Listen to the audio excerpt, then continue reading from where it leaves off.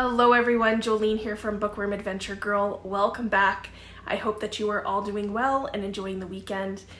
This is where I talk about the books that I'm reading. I like to read diverse books and I highlight a lot of Canadian literature. If you are new to my channel, thank you so much for checking it out. Please hit subscribe and stick around.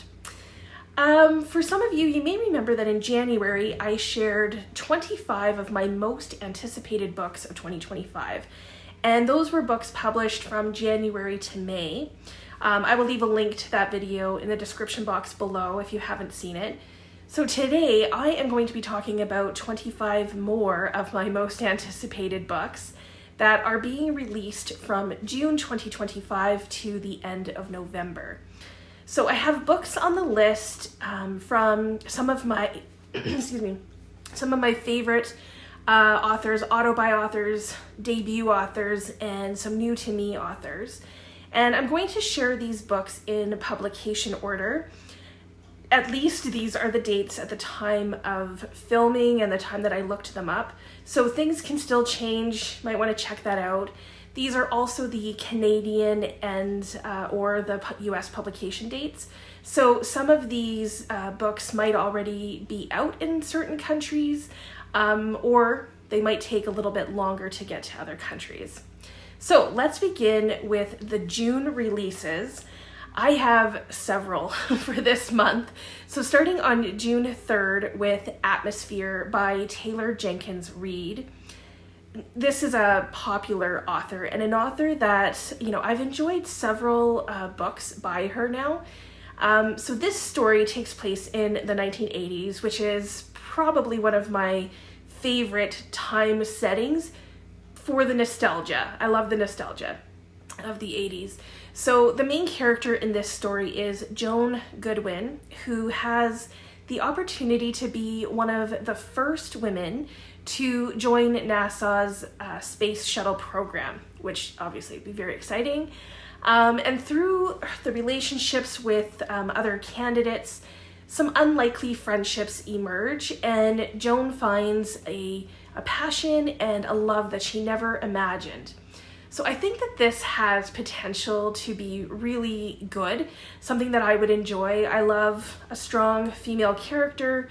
I love the setting of space. That's kind of cool. So I'm really looking forward to this one. Next up on June 5th is Whistle by Linwood Barclay. So I have talked about Linwood Barclay on my channel a number of times because he is one of my favorite Canadian thriller writers. This story has a supernatural element to it, so we'll see how I get along with that.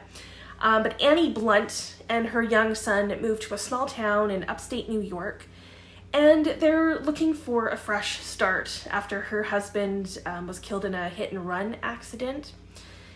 So they've moved to upstate New York, and then the son finds this mysterious train set in a storage shed, and Annie is haunted by disturbing events and these strange visions that she begins to have. So I think that if you like thrillers, this will be good. Linwood usually writes stories with lots of interesting twists and turns, and I'm here for it. So looking forward to this one. Okay, next up on June 10th, I actually have two books for this date, both of them Canadian, but very different. So the first is A Most Puzzling Murder by Bianca Marais. Now, I've only read one other book by this author, but I definitely want to read more, so here's an opportunity for that. I love the name of the main character in this story. Her name is Destiny Whip, and I think whip because of the phrase, smart as a whip. I might not have that correct. We'll see when I actually read it, but that's just what comes across for me. So Destiny was a child prodigy, and she is world renowned for solving puzzles. And she basically lives as a recluse. And then one day she receives a letter inviting her to an interview that she didn't know about. She never applied for this. So it turns out that in order to protect her own family secrets, she accepts this invitation and she ends up on an island with the Scruffmores, which is another great name. So this is a family that has their own secrets, and this just sounds like it might be a lot of fun, because the story has riddles and puzzles that both Destiny, the main character, and the reader must solve. So I kind of like that, if like as a reader you're part of it. So I'm definitely intrigued by this. The second book on June 10th, I actually have right here because the author was very kind to send me an ARC, and it's called Charity Trickett is Not So Glamorous by Christine Stringer, who is a Canadian author from Vancouver. And this is a novel. It's fiction, but the blurb does say that it is based on a true story. So that's interesting, I think. And it's a behind-the-scenes tale of a young woman's adventures, maybe calamitous adventures, I think it says in the thing, is trying to break into the movie industry in Hollywood. So the story takes place in 1997 when Charity Trickett moves to LA to become the assistant to the director of the biggest blockbuster film of the year. So very exciting, but she quickly realizes that Hollywood isn't all she kind of thinks it's going to be. And she works really hard. She is very determined. She wants to become a screenwriter and a producer, but it's not easy, and there are many things that go wrong. So I'm hoping that this will also be a fun read, but in a different sense than A Most Puzzling Murder. I'm really hoping that I like the main character, because I think that that's going to matter for this story. So I'm hoping to get to this soon, and I just want to say thank you again to Christine Stringer for sending this ARC along to me. I really appreciate it. Okay, on June 17th, I also have two books. And the first is a Canadian book called The Road to Goderich. This is by Linda McQuaig, and this is a story of love and deception that takes place in 1837, so a bit of historical fiction maybe, when 15-year-old Calandra's father dies unexpectedly. And in order for her family to not be destitute, she agrees to marry a very wealthy clergyman. And this clergyman accepts a posting in the town of Goderich, in what was then known as Upper Canada. And at first, things actually seem to be okay for Calandra. But then there are suspicions about this new clergyman, and that threatens Calandra's kind of newfound happiness. So this is on my radar to use for the Reading Across Canada challenge. If you're doing that challenge, it does fit for the prompt, a Canadian book with a Canadian place in the title. So, you know, this could work for that. And Goderich is a lovely town in Ontario that I have been to a number of times. So the next book for June 17th is Fox by Joyce Carol Oates, who, you know, is an author who needs no introduction by me. This book is a dark academia book, and it is my favorite kind of thriller. It's a psychological, suspenseful thriller about the disappearance of a teacher named Frances Fox, who is a teacher at an elite boarding school. So I've only read a couple of Joyce Carol Oates books, but I want to read more. And there are several more that I actually have on my shelf, and several that I want to try. And I think that this one could be really good when I'm in the mood for a thriller. So the final book that I have for June will be released on the 24th. And it's The Girls Who Grew Big, and this is by Leila Mottley. And that name, that author, might be familiar to you because her debut novel was Nightcrawling, which had a lot of buzz when it came out in 2022. So I haven't read Nightcrawling yet, but this book also interests me, and sometimes like, I find it interesting to see what an author chooses to write as a second book, especially after all of the either positive or negative feedback on their debut novel. So I'm looking forward to seeing how this goes.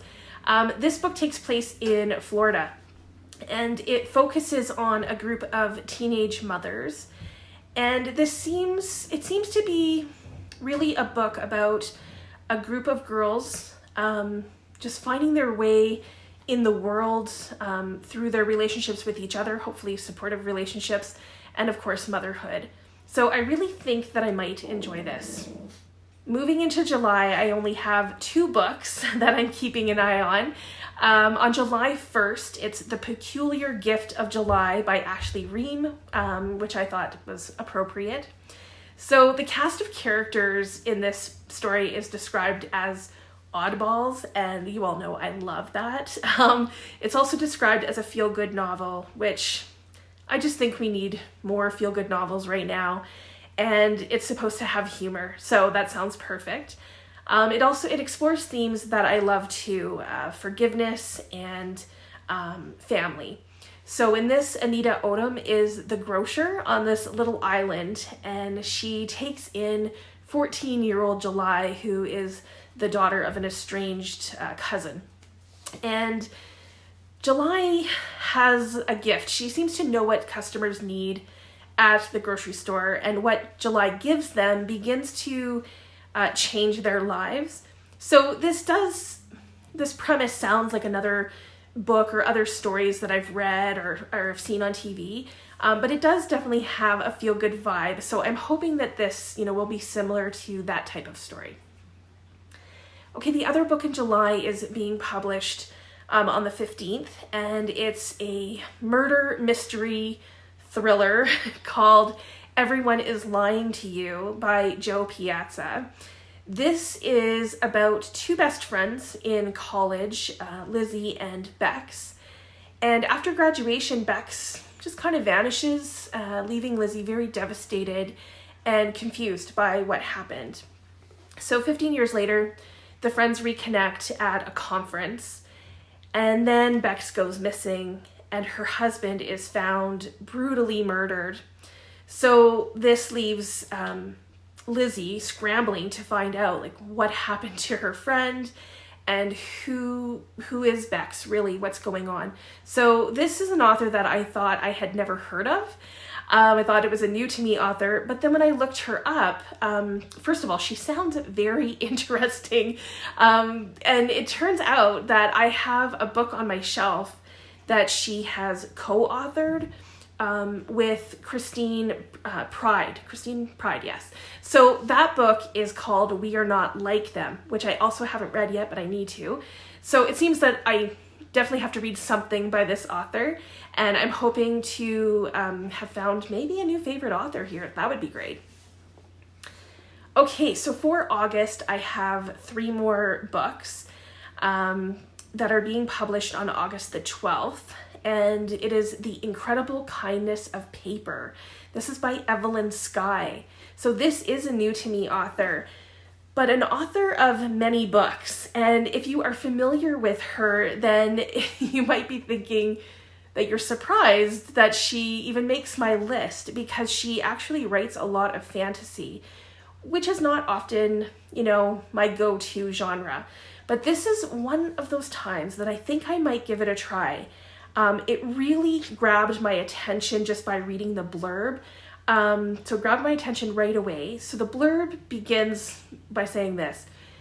In elementary school, Chloe Hanako Quinn is assigned Oliver Jones as her pen pal.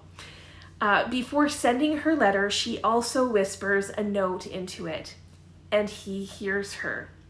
It is the beginning of a friendship that blooms into something more.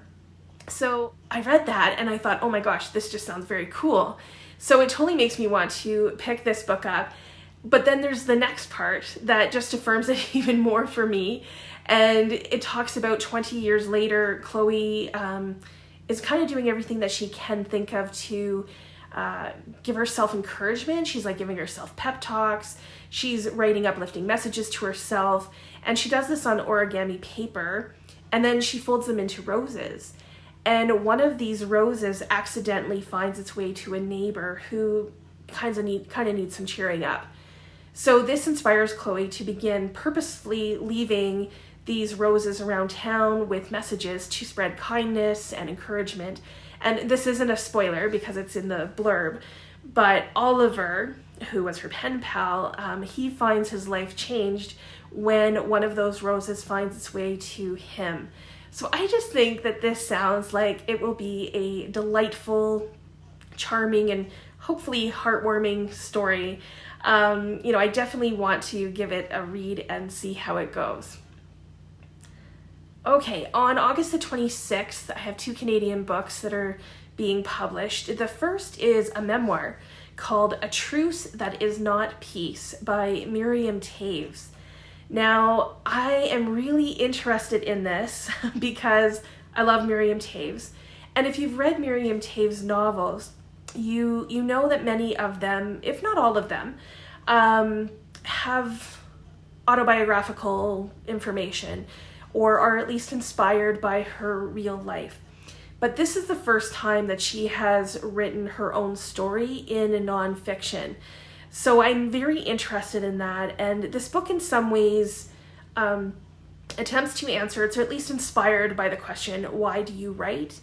And it looks at grief and guilt connected to her sister's suicide, how she grapples with memory, and of course, why she writes. So I have a feeling that this is going to be a very compelling book for Miriam Toews fans, and I'm looking forward to checking it out. Next up, if you've watched my channel, I would say for any length of time, then you have most likely heard me talk about Ian Williams, another, I think, excellent Canadian author.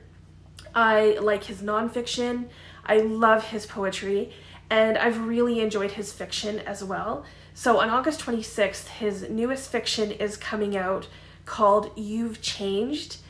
And this novel is a look into a crumbling marriage between 2 people, between the couple who both think that their marriage is basically fine.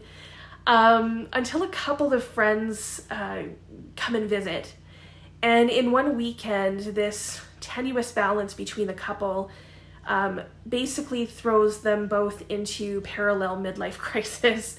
So this book is being described as sharp and inventive, which totally makes sense to me. It sounds very accurate because I think all of Ian Williams' writing could be described in that way. His writing is incredible. So it's also being described as absurdly funny, and I sure hope that that's true. I can't wait to read more from Ian Williams, and I was pleasantly surprised when I saw that this was coming out. Okay, for September, I have 6 books to share, and 4 of them are being published on September the 23rd. So let's start with the non-Canadian for this one. We're going to go to the UK with Circle of Days by Ken Follett. I loved Ken Follett's books about building the cathedral, and I know they're huge, but they just engulfed me into those stories and into that world. I think he created such an amazing world with memorable characters, and I'm hoping that he has done something similar in this book. And this time, this story involves Stonehenge. So I'm curious how Follett will bring this together. So the vision of it, the tribes involved in raising this monument made out of the biggest stones ever. And then I'm really hoping to be able to be enveloped, like I have been in his past stories, into this new world that he has created. The rest of the September books are actually all Canadian authors. I know, not really a shock. Next up is Starry, Starry Night by Shani Mootoo. And this novel takes place in the 1960s in Trinidad. And it's a coming-of-age story that follows the main character. Her name is Anju. from the ages of 4 to 12. And we get to see issues of colonialism, class, race, family, loss, and trauma through a young person's perspective. And I like when an author is able to do that well. I've read a couple of books by Shani Mootoo so far. I have others on my shelf, but I think her writing is incredible, so I'm really hoping to enjoy this one as well. Okay, also on September 23rd, we have We Love You, Bunny by Mona Awad. This is both a sequel and a prequel of Mona Awad's book, which is a dark academia novel called Bunny, which was a wild ride. The story follows Samantha from the first novel, and if it's as strange as the first book, then I am totally here for it because I actually really, really enjoyed it. So this novel picks up when Samantha has published her first novel, and when she's out on a book tour in New England, her former bunnies, you'll know who I'm talking about if you've read the first book, you'll know what I mean by that. They kidnap her because they don't like how they've been portrayed in her book. So I cannot wait to see where the story goes, and to see what Mona Awad has in store for us. So the final book for September 23rd takes us to Christmas with Christmas at the Ranch, and this is by Julia McKay. Julia McKay is the pen name of Marissa Stapley, who I had the privilege of meeting at last year's WordFest here in Calgary, and she talked a bit about her romance novels that she writes under Julia McKay.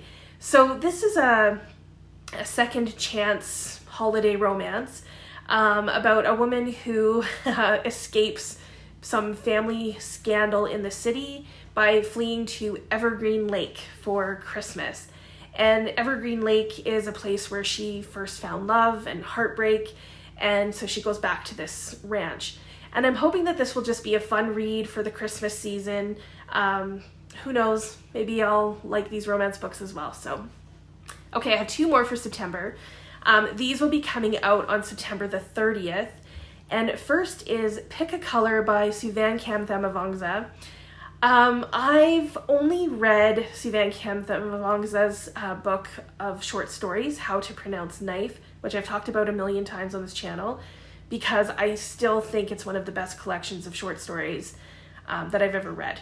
So I love her writing, and I cannot wait to read this book, which takes place over a single day. So I love when books do that. And it follows a nail salon owner, and she basically has 2 identities, her true self and then the worker that her clients see her as. So I think that this will be a very interesting story about a character who is more complex than first meets the eye. And I feel like this story and this character especially are in really good hands with Suvan Kam. Just because I think she would really put a lot into this type of character. And I'm really looking forward to reading this and checking it out. So, okay, the last book in September is Soundtrack. It's a lyric memoir by Michael V. Smith. And this is a poetic memoir about growing up gay in the shadow of AIDS, which, in the 80s was a really big deal. So this memoir uses music from that era and shows how music has the ability to remind us where we were and also who we were in, different moments in our lives throughout time. And I just think that this will be a very interesting read to see how it's structured. I'm looking forward to seeing how the music is all part of it too. In October, I have 4 books to share.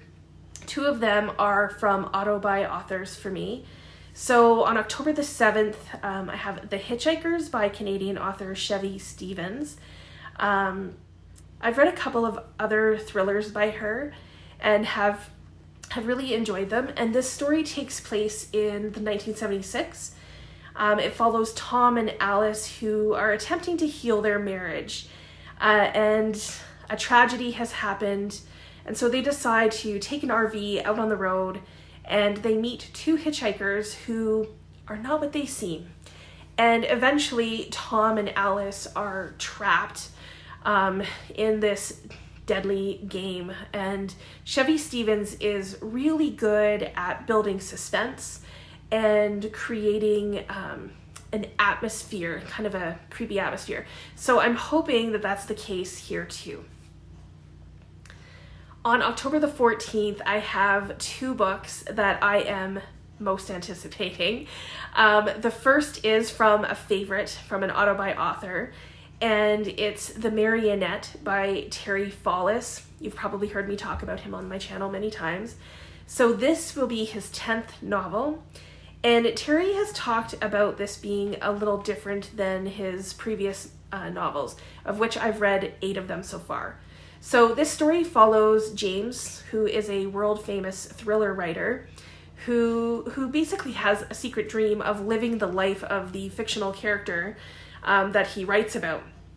And then a series of unfortunate events happen, and it turns out that his dreams might actually become a reality. So Terry Follett tends to write humorous, lighthearted, and charming reads, I would say.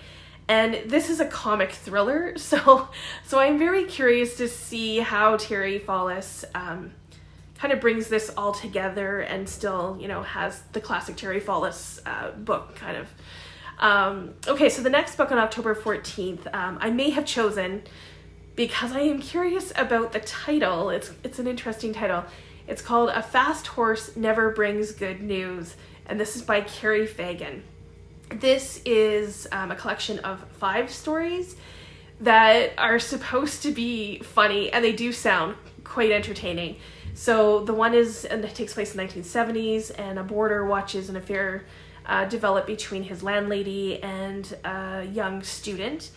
And then a woman recalls the family that lived in a very nice tree in her backyard, and a 15-year-old girl steals a book from a pretty little bookstore. Bookstores and books, it's going to be good. And then that sets in motion a whirlwind journey through New York. I love New York. And then 3 musicians cross into Saskatchewan to escape an angry gunslinger, so it sounds like a bit of a western there. And then a couple decides to separate, only to find that their cat and their dog have a lot to say about the matter. And that really, I love that. So the blurb for this says that it has witty dialogue and compelling characters, which I love both of those things. So I'm hoping that it will be an enjoyable read. The final book in October is by another one of my auto-buy authors. On October the 21st, Writing Creativity and Soul by Sue Monk Kidd. This is nonfiction, and like some of the other books, other nonfiction books on the list, it is also about the frustrations and triumphs of being a writer. And Sue Monk Kidd is one of my all-time favorite writers. I've read everything she's put out so far. And in this book, she pulls from her own life and the lives of other writers, so including Virginia Woolf, Maya Angelou, Harper Lee, and then many others. So she does that to provide a map for anyone who has ever felt lost as a writer. And Sue Monk Kidd's writing tends to have a spiritual element to it, and I'm sure that that's going to be true of this as well, and that will come across. I will basically read anything that Sue Monk Kidd writes, so I'm really looking forward to this being published this year. That brings us to November and the last 3 books on my most anticipated books of 2025. All of them are being published on November the 4th. And the first is by an auto-buy author as well.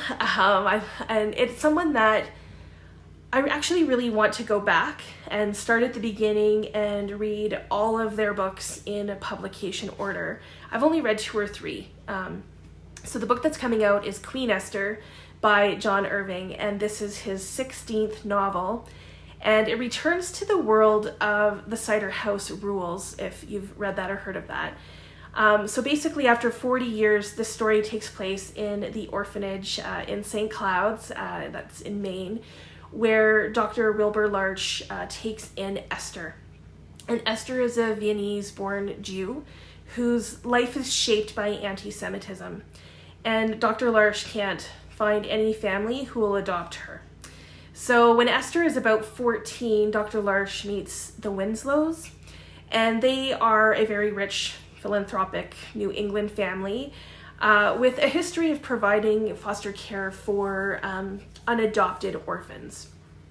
So Esther basically retraces her roots back to Vienna, and she never stops loving and protecting the Winslows. And this is a story of survival, of identity, and belonging. And Irving is also, as I said, one of my favorite writers, so I know that I would love this. I'm not sure, though, if I will read this right away when it's published, because, as I said, I am considering reading his work in publication order.